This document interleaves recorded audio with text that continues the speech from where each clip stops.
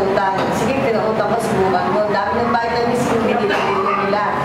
Eh ngayon, naano na yung bata, gumanda, nawala po yung hingal, wala yung ubo, wala kasang gustensya. Ito, yung inano niya, ito lang ang ininom. Bigyan ko, araw-araw, umiinom sa takot lang. Morning lang, maga. Tapos yung sinubukan ko, 1 week niya. Ngayon, may hingi sa akin. Sabi, maganda linda yung sa dati na binigay niyo.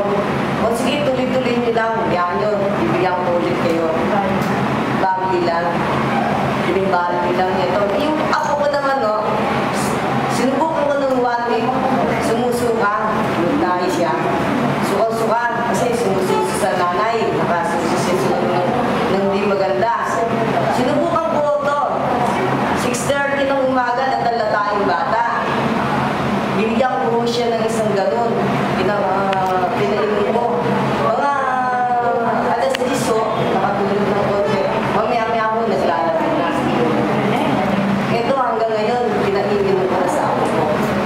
Ako rin umiinom. Ito, malakas ako. Nawala yung high blood ko. Tsaka yung pananakit ng tiyan ko. Nawala rin mo. Hindi ako matunawan. Ito lang po nakakaganda sa akin. Hindi na ako umiinom ng ibang gamot. Kundi ito, green body lang. Malaking tulong sa lahat. Pati kapatid ko, pinatay ko. Lugo-lugo. Pero lumakas siya. At hindi niya ako pinapate. Okay lang po yun sa akin. Eh, bumibili yung ate ko, nasa Batangas, yung mga bata, pinag-iinom niya ngayon. Bumibili na mo sila sa akin. Ito po, maraming salamat.